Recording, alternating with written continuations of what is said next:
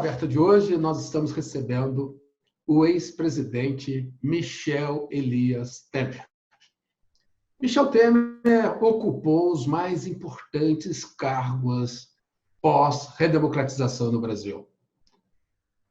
Professor doutor pela Faculdade de Direito da USP, foi constituinte, exerceu por 3 vezes a presidência da Câmara dos Deputados, foi presidente do então PMDB, hoje MDB, vice-presidente da então presidente Dilma Rousseff, com impeachment da presidente, acabou assumindo o cargo de presidente da República.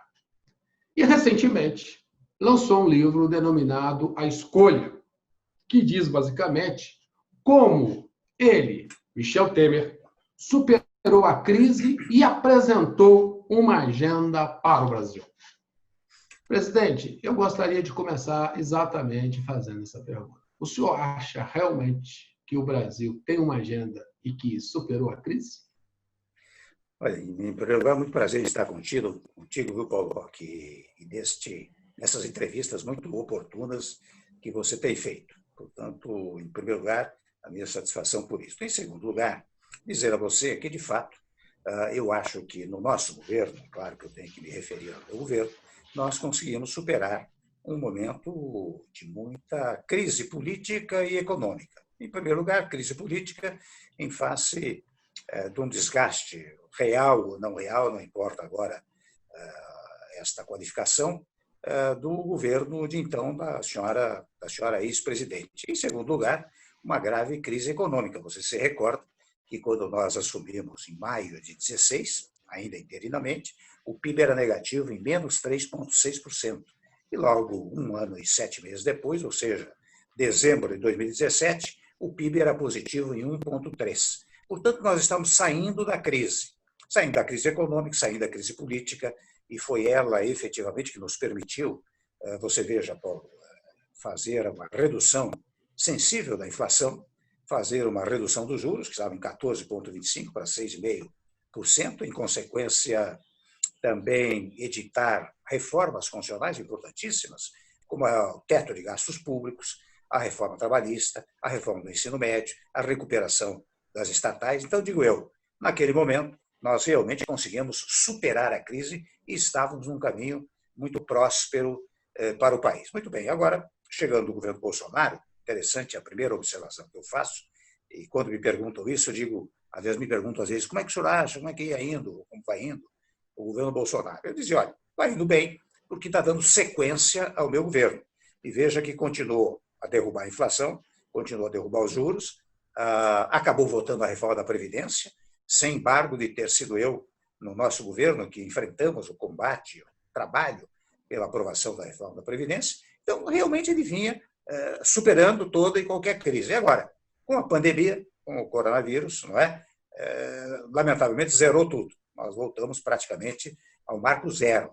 E daí o país vive, eu digo neste momento, uma sensação de crise, não só em função da pandemia, mas em função das eventuais disputas em torno do combate à pandemia. Não é? Mas crise, Paulo Roque, eu tenho absoluta convicção de que será superado. Digo com toda tranquilidade, pautado por aquilo que acabei de dizer do meu governo. Não é? Às vezes dizem, olha, o PIB negativo será de 5%, 6%, 7%. Eu digo, olha, se eu pautar-me pelo meu governo, você recupera a economia em algum tempo. Pode levar um pouco mais de 1 ano e 7 meses, mas recupera a economia. O que você precisa, nesse momento, conservar é a vida, né? Porque a vida vai embora e não volta.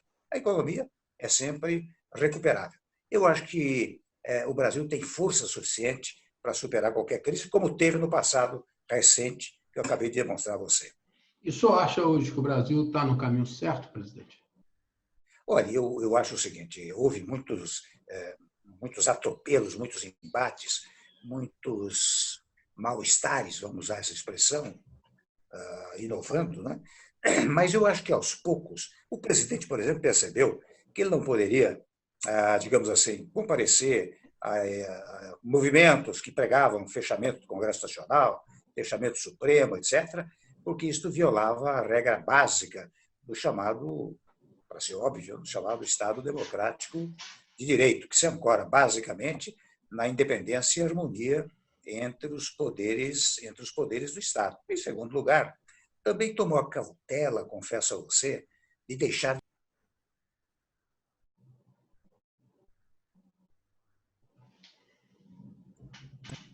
Você não pode fazer a agenda do país. E quando ele falava lá, 8h30, 9 horas da manhã, a palavra do presidente é uma palavra muito significativa, muito forte. E aquilo faz a agenda do país. E ele parou de fazer isso. Então, eu digo, o país está caminhando. Eu acho que o país está caminhando. É preciso ajustamentos? Sem dúvida. Mas isso sempre é necessário. Mas eu acho que o país vai caminhando. Agora, você veja, a preocupação, Paulo, não é apenas um embate entre as instituições.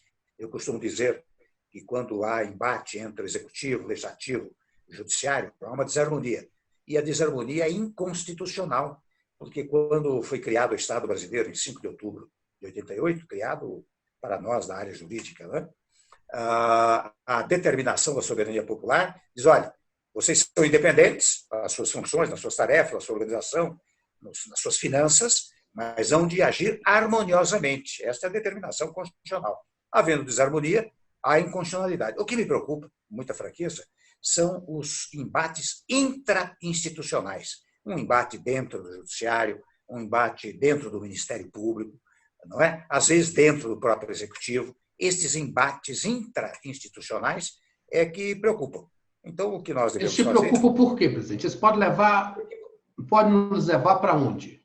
Porque você sabe que em todos os órgãos que a Constituição cria, o fenômeno da hierarquia permeia todo o texto constitucional. Você veja, no Executivo você tem o presidente da República, tem os ministros, tem diretores os mais variados, tem chefe de seção, você tem hierarquia. No Legislativo, você tem o presidente da Câmara, mas o presidente da Câmara está submetido ao plenário, as comissões estão submetidas à decisão do plenário, há sempre uma hierarquia interna no poder legislativo. No judiciário, de igual maneira, você tem uma hierarquia. Você tem o juízo de primeiro grau, você tem o juízo de segundo grau, tem o juízo de terceiro grau, enfim, são fenômenos hierárquicos. Eu vejo, por exemplo, no Ministério Público, com grande preocupação essa história do procurador-geral, muitas vezes pretender ter notícia deste ou daquela questão, deste daquele fato, e há, muitas vezes, um embate dentro da instituição. Isso não é útil. E, muitas vezes, no judiciário também, eu faço aqui um pequeno corte, viu, Paulo, para dizer que nós, as experiências últimas, né, ao longo do tempo também, não são apenas as últimas, elas recomendam que no Supremo Tribunal Federal, por exemplo, que é uma instituição preciosíssima do nosso sistema, não é?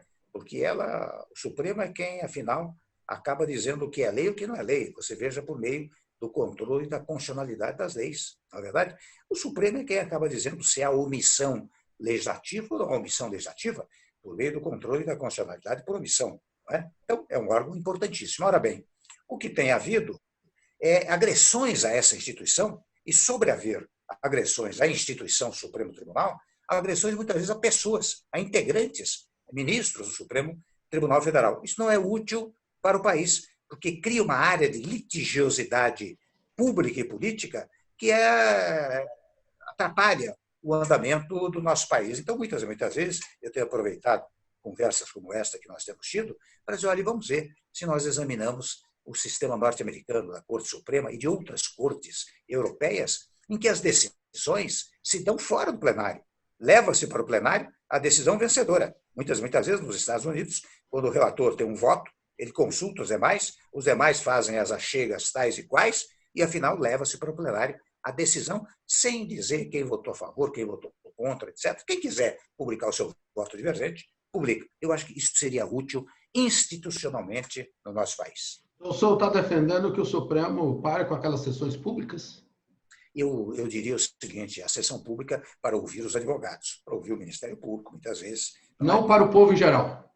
Não. O povo acompanha pela televisão, etc. Aliás, mas não a transmissão das sessões?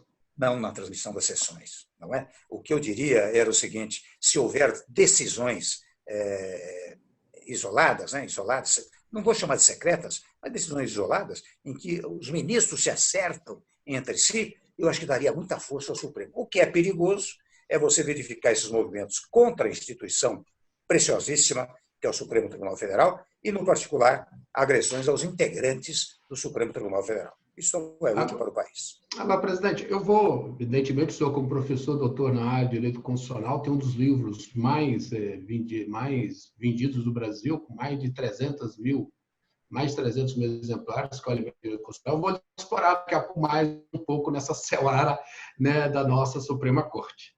Mas o senhor disse agora há pouco, o presidente Jair Bolsonaro vinha numa linha da entrevista, no embate institucional, e agora ele recuou. Na sua opinião, o presidente se arrependeu daquela conduta? Eu acho que ele observou que não era útil. E, se não é útil, não deve ser utilizado. Não é? Só é útil o que se utiliza. Não é? Então, acho que ele percebeu que não deveria mais utilizar aquela fórmula. Não é? O senhor chegou a conversar com o presidente, né? Chegou a comentar com ele sobre essas questões? Não, eu vou dizer a você, nas entrevistas, eu tenho dito isso com muita frequência, que nós estamos dizendo aqui, e, evidentemente, isso chegou aos ouvidos do presidente.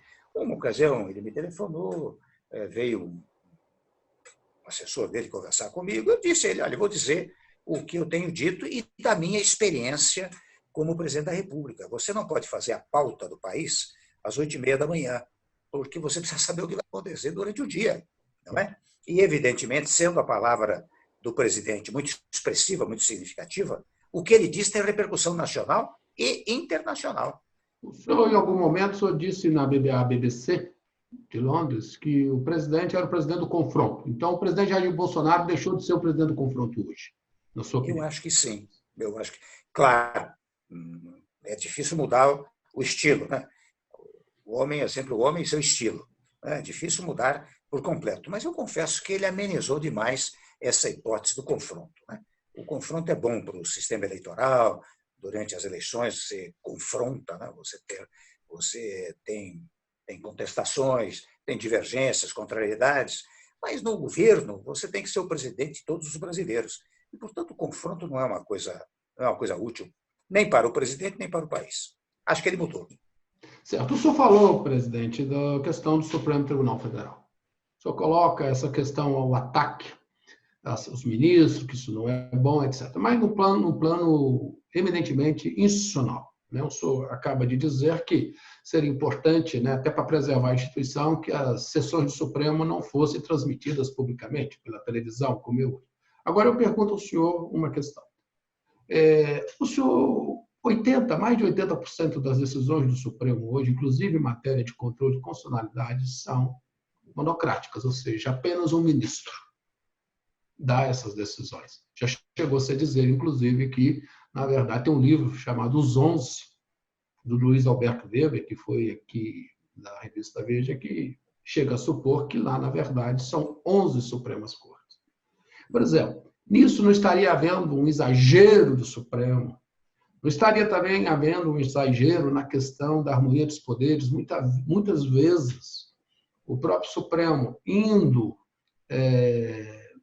invadindo um espaço que não é dele, invadindo o espaço do Executivo, ou invadindo o espaço do Legislativo.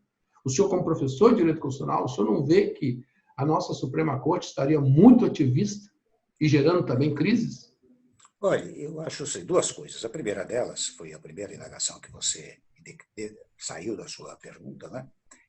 Eu, pessoalmente, acho que decisões monocratas suspendendo a constitucionalidade de uma lei é inadequado. Você vê que exige-se, até para a declaração, um quórum especial, para a declaração de inconstitucionalidade, porque é dizer que determinada lei não pode permanecer no sistema. É uma coisa grave em matéria de harmonia entre os poderes. Então, decisão monocrática suspendendo a constitucionalidade de uma lei, eu acho, volto a dizer, extremamente inadequado.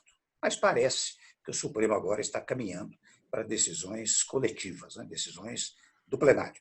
Portanto, verifica-se que houve uma preocupação com este fato. O Se segundo houver fato, essa tendência hoje no Supremo, se houver essa tendência hoje no Supremo, eu vejo uma certa tendência para que as decisões não sejam mais monocráticas, né? Sejam do plenário como um todo. Né? Acho que seria extremamente útil. O segundo ponto é que, digamos assim, o chamado ativismo judicial, você sabe que eu fui presidente da Câmara, não é, Paulo, 3 vezes. E lá eu verificava o seguinte: primeiro, que a jurisdição é inerte, né? Ela só funciona se provocada. E quem provoca a jurisdição do Supremo, muitas e muitas vezes, revelando esse suposto ativismo, é o legislativo. Quantas e quantas vezes partidos políticos vão ao Supremo, deputados, senadores vão ao Supremo, e o próprio executivo vai ao Supremo muitas vezes, provoca, portanto, o exercício da jurisdição. O Supremo não tem como negar o exercício da jurisdição se provocado. Primeiro ponto. O segundo ponto, no geral, aquilo que se chama, ou se rotula de ativismo judicial, muitas vezes decorre de uma interpretação sistêmica do texto constitucional.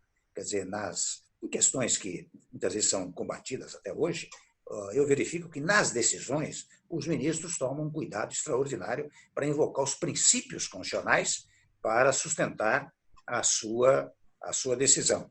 Evidentemente, quando há decisões contra a litera da lei, contra a letra da Constituição, daí muito bem, você pode dizer, não, talvez aí haja um ativismo do judiciário. Mas nos casos que foram examinados, os casos mais da chamada repercussão geral, né, eu acho que o Supremo cuidou de alicerçar-se ou de ancorar a sua decisão nos princípios constitucionais, ou seja, numa interpretação sistêmica e não numa interpretação literal.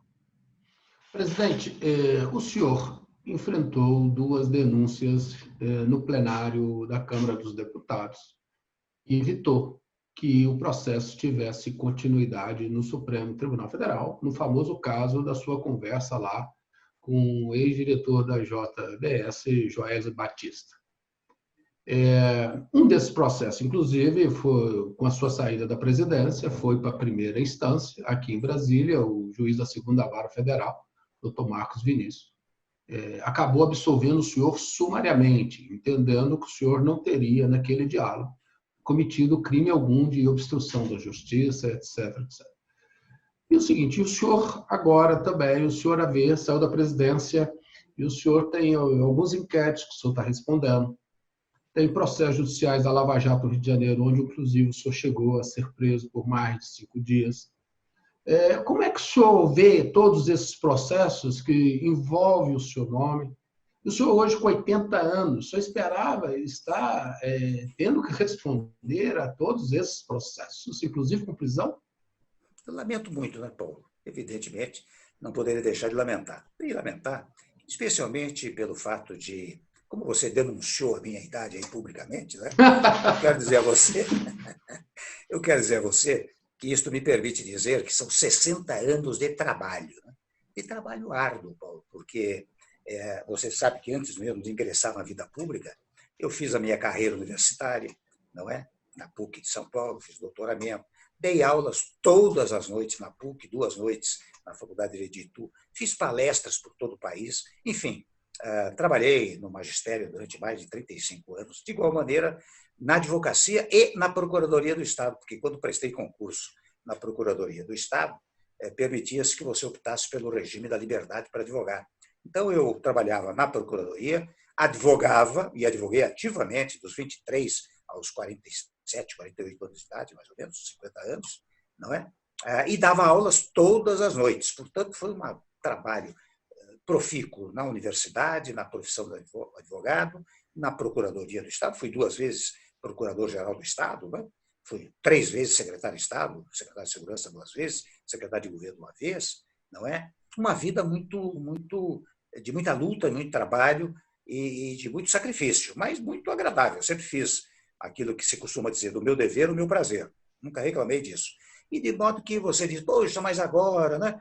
Depois você vê, fui 6 mandatos de deputado federal, 3 vezes presidente da Câmara, não é? Vice-presidente da República. E o meu martírio começou, Paulo, quando cheguei na presidência da República. Daí começaram essas coisas do ex-procurador-geral, não é? E você disse, absolveu sumariamente, aliás, é decisão de primeiro grau, confirmada pelo Tribunal Regional Federal aí de Brasília. E, de fato, salientaram ambos que o procurador só fez juntar frases desconexas para poder justificar uma denúncia. Então, esses casos vão sendo solucionados. É claro que é muito desagradável, extremamente doloroso, né? Enfrentar as questões que eu enfrentei, muitas vezes com outros objetivos que não aqueles eminentemente judiciais, né? Tanto que, quando você ia para os tribunais superiores, eles imediatamente davam outra solução que não aquela do primeiro grau. Então, é muito doloroso, confesso a você. Mas eu aprendi, nesses 60 anos de muita luta, né? Aprendi a enfrentar situações mais adversas. Aliás, nunca ninguém me deu um cargo que não fosse um cargo com problemas os mais variados para que eu pudesse superá-los. Também assim na minha vida. Né? No final da vida, não, se Deus quiser, vamos ter muito pela frente. Mas nesta fase da vida, eu enfrento isto com muita galhardia, por uma razão singelíssima. Eu tenho certeza daquilo que fiz e sei que não fiz aquilo que muitos querem afirmar que eu teria feito. Né? E muitas vezes isso é secundado, é referendado pelo judiciário, como você acabou de dizer, pelo juiz aí de Brasília e, sequencialmente, pelo Tribunal Regional Federal. Mas o senhor ainda tem outros processos, o senhor tem inquéritos, tem outros processos, etc. Hoje, a última questão que saiu na imprensa eram 5 processos da Justiça e 10 inquéritos, né, algumas denúncias. E eu pergunto ao senhor duas coisas. Diminuiu com essa, é verdade. Um pouquinho. E aí eu pergunto ao senhor duas coisas. Né? Primeiro, inclusive uma envolvendo a questão do Porto de Santos, influências, tráfico de influências no Porto de Santos. O senhor é realmente inocente de todas essas acusações, presidente? Se eu disser para você que sou culpado, né, Paulo? Imagine você o desastre. Eu sou inocentíssimo. Né? Eu lamento ter que dizer isso a você, mas você está sendo gentil me entrevistando. Então, eu sou obrigado a dizer da minha inocência absoluta. Sabe como é que surgiu essa coisa dos portos? Eu vou contar para você ir dormir quase chorando. Sabe como é que surgiu? Durante 9 meses, o Ministério dos Transportes e a Casa Civil trabalharam na história da modernização dos portos, para regulamentar até uma lei da época da ex-presidente da República. Então, tinha que regulamentar, ficou a regulamentação 3 meses lá no Ministério dos Transportes e 6 meses na Casa Civil. Né? Muito bem. Um dia vem o ministro dos Transportes e o meu assessor jurídico, da SAGE, para despachar o decreto, depois de, mais de 800 páginas de discussões públicas, imprensa noticiando, etc., né? A modernização dos portos. Eles disseram, olha aqui, eu ia assinar, eles me disseram, olha aqui, isso aqui vale uma solenidade, porque é um fenômeno extraordinário, a modernização dos portos no Brasil, vale uma solenidade. Falei, então vamos deixar para a semana que vem, e na semana que vem chamamos a todos e fazemos uma assinatura solene. Muito bem, nesse entretempo, um deputado me liga e me diz, o presidente, o senhor já assinou o decreto dos portos? Eu falei, olha, o interessante ia assinar ontem, não assinei, vou assinar na semana que vem. Mas daí ele me pergunta, mas o senhor sabe se os contratos antes de 93 podem ser prorrogados? Porque lá havia um problema. Os pós-93 tinham sido licitados, poderiam ser prorrogados. Os antes de 93 não poderiam ser licitados, porque não poderiam ser prorrogados, porque não tinham sido licitados. O senhor sabe se isso foi assinado? Eu falei, olha, eu não sei. Eu só sei, me trouxeram muito rapidamente, não acompanhei isso. Liga lá para o ministro da Casa Civil ou para o chefe do SAGE, ele dirá a você. Ele ligou para o chefe do SAGE falou, não, isso daí não foi permitido, essa coisa do pré-93, só os pós-93, porque foram licitados. Muito bem, este deputado liga para um sujeito de uma empresa do Porto de Santos e diz, olha, não foi assinado, se o seu contrato é pós-93, muito bem, pode ser prorrogado. Se é pré-93, não pode ser prorrogado. Ele estava sendo grampeado pelo procurador-geral. E grampeado pelo procurador-geral, não é? Esses 3 telefonemas, estou dando conteúdo dos telefonemas, geraram no procurador a ideia de que eu coloquei o meu coração, o meu pensamento, o meu espírito, minha alma, todos os meus 60 anos de trabalho, a serviço de redigir um decreto e mandar publicar um decreto. Não é? Portanto, eu estava praticando um ato ilícito para beneficiar uma empresa X. Esta foi a razão do inquérito. Perceba a barbaridade. Mas, segundo ponto, Quando isto veio à luz, eu chamei o ministro do Transporte e disse, escute, essa empresa aí, o que está acontecendo?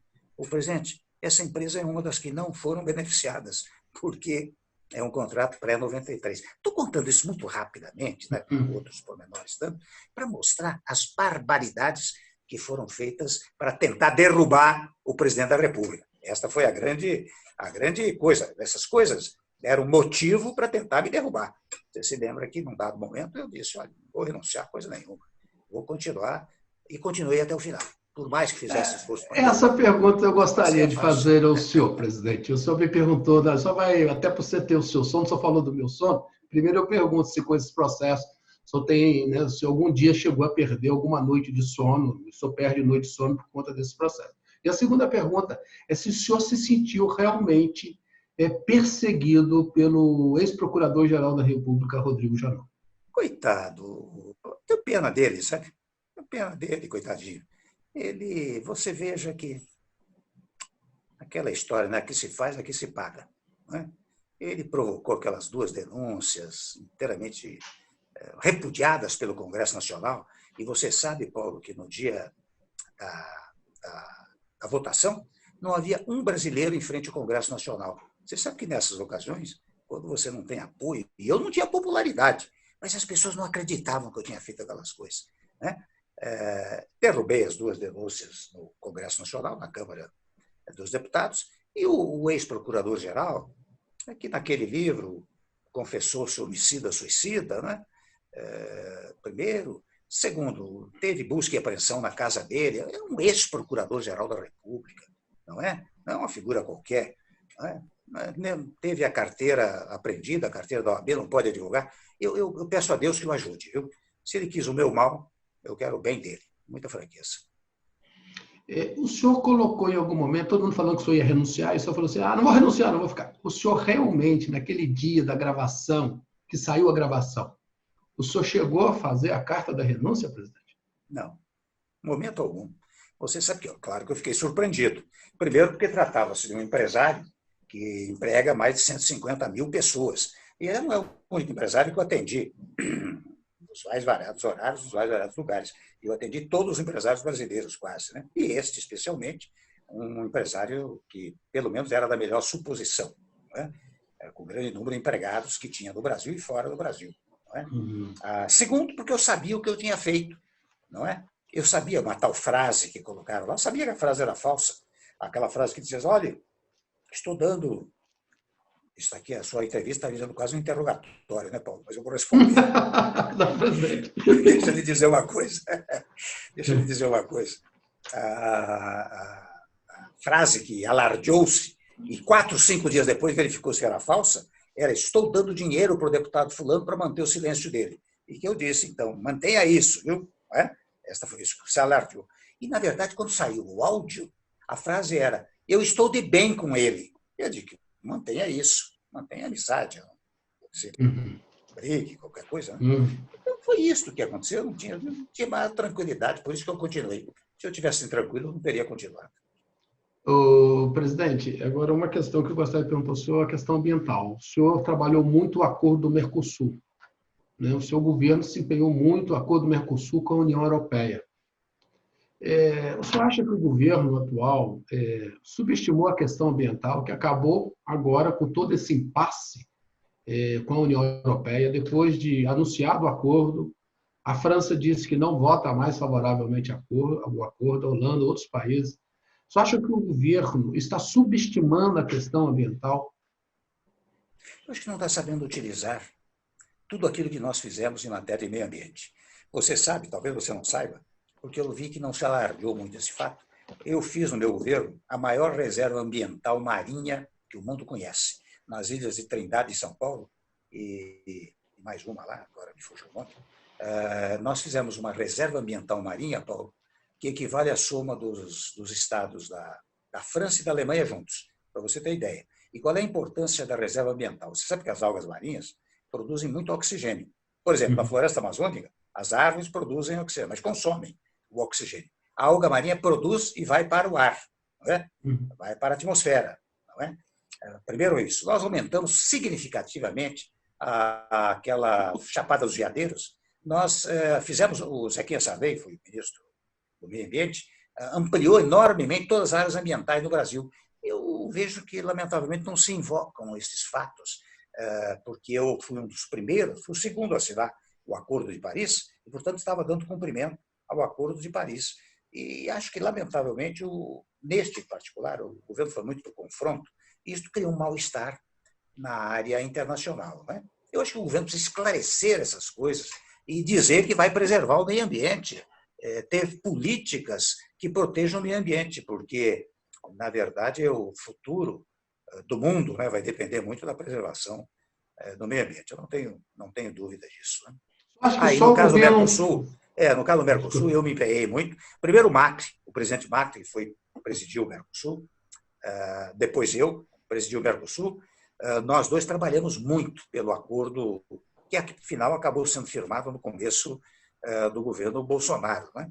E agora o meio ambiente tem servido de motivo, digamos assim, para que haja resistência à implementação desse acordo. Acho que o país tem que sair na frente, tem que mandar seus embaixadores, né? Mostrando aos vários países o que se faz no meio ambiente do nosso país, e não simplesmente contestar. Tem que narrar aquilo que acontece aqui e narrar de maneira positiva.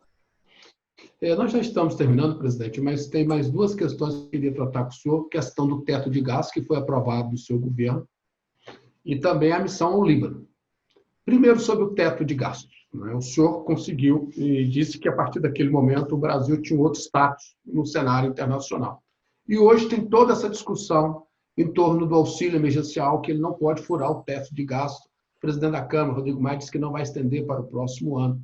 Como é que o senhor vê essa discussão envolvendo o teto de gasto e auxílio emergencial? Eu acho, em primeiro lugar, que é indispensável a manutenção do teto de gastos. Você veja que foi um gesto ousado do nosso governo, logo no começo do governo, foi quando eu percebi que eu tinha apoio do Congresso Nacional, porque não é fácil você aprovar um teto de gasto. Teto de gasto significa o governante não vai poder gastar, os deputados, os senadores não vão poder ter todas as verbas necessárias que possam postular, e, entretanto, nos apoiaram. Nós fixamos um teto de gastos, e foi isso que permitiu a queda da inflação, a queda dos juros, as reformas outras que fizemos, a recuperação das estatais, porque deu credibilidade fiscal ao nosso país. E a credibilidade fiscal hoje, Paulo, tem que ser interna e internacional. Você veja que logo depois que superarmos a pandemia, nós vamos ter que recuperar a economia.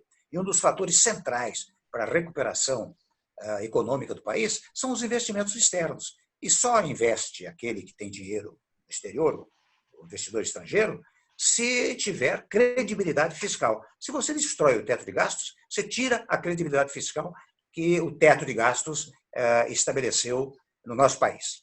Este é um primeiro ponto, portanto, a meu modo de ver, não se deve excluir o teto de gastos. E, referentemente à missão do Líbano, né, eu quero dizer que o presidente da República praticou um ato, digamos assim, civicamente muito civilizado. Você sabe que nos Estados Unidos não é incomum que o presidente em exercício ele designe ex-presidentes para missões humanitárias e até missões diplomáticas. Né? O ex-presidente pode colaborar com o presidente em exercício. Ele teve, portanto, foi a primeira vez, creio, que aconteceu isso, e foi um gesto, a meu ver, muito politicamente muito civilizado. Primeiro ponto. Segundo ponto, foi muito útil nós estarmos lá no Líbano, embora eu tenha ficado lá apenas 24 horas, mas fui visitar o local, naturalmente, tive encontros com o presidente do Líbano, o presidente do parlamento, com o primeiro-ministro e o ministério. Tive encontro com as confissões religiosas, eu marquei lá na embaixada, compareceram os prelados druso, sunita, xiita e maronita. E nós conversamos sobre a paz no Líbano, a paz interna no Líbano. Portanto, o Brasil, de fora a parte, ter levado medicamentos, alimentos, que levou naquele momento, e depois, Paulo, nós mandamos, porque a missão voltou para cá e continuou a trabalhar, nós mandamos mais 60 toneladas em medicamentos e alimentos. De fora a parte, os 6 toneladas que nos acompanharam, digamos assim, naquela viagem. Né? Então, foi uma missão muito exitosa e mostrou o Brasil no plano internacional. Acho que foi muito útil para o nosso país. O senhor estaria disposto a participar de outras missões, se convidado pelo governo Bolsonaro? Se for missão de paz, eu... Missão sobre a Amazônia? Faria muito gosto, faria com muito gosto. Inclusive sobre a Amazônia? Perdão? Inclusive sobre a situação da Amazônia atual, para tentar pacificar Eu acho que sim. É claro que é preciso o apoio do governo para essas coisas, né? Por exemplo, queimada na Amazônia sempre tem.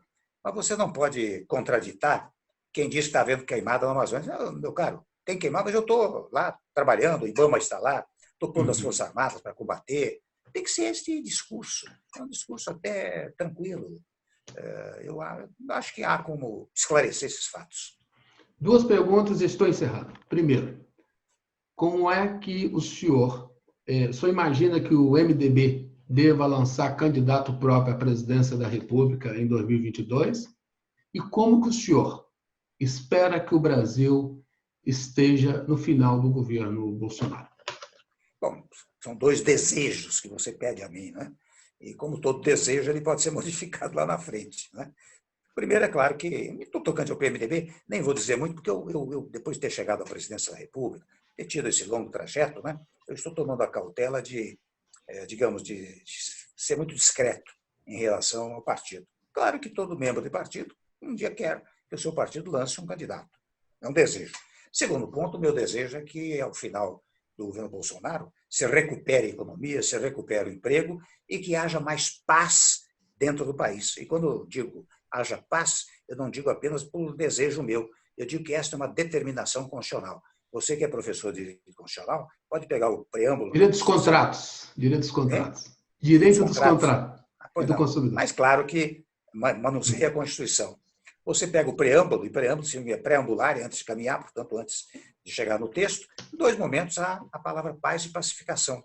E no texto constitucional, inúmeras vezes, o texto fala em paz, não só interna, como paz internacional. Então, quando eu vejo estas disputas internas no nosso país, é disputa entre brasileiro, é brasileiro contra brasileiro e não brasileiro com brasileiro, eu fico muito preocupado, porque o que está havendo é um descumprimento até do nosso texto magno, da nossa Constituição Federal. O Brasil está muito dividido, né, presidente? Muito dividido e não pode ficar. Ele pode ser dividido programaticamente, até ideologicamente, mas não pode haver divisão entre brasileiros. Aí, num dado momento, todos têm que se unir para fazer o país crescer. Né? Presidente, eu quero agradecer imensamente. O senhor ouviu todas as minhas perguntas, respondeu a cada uma das perguntas com toda a sua paciência.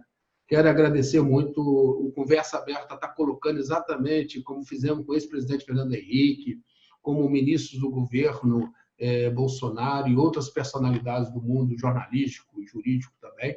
Temos colocado aqui permanentemente esse debate e quero agradecer essa oportunidade que o Conversa Aberta teve de conversar com o ex-presidente da República e que assumiu e que foi presidente da Câmara dos Deputados por 3 vezes e faz parte de toda a história política recente do Brasil. O meu muito obrigado. O senhor pode fazer aí suas considerações finais.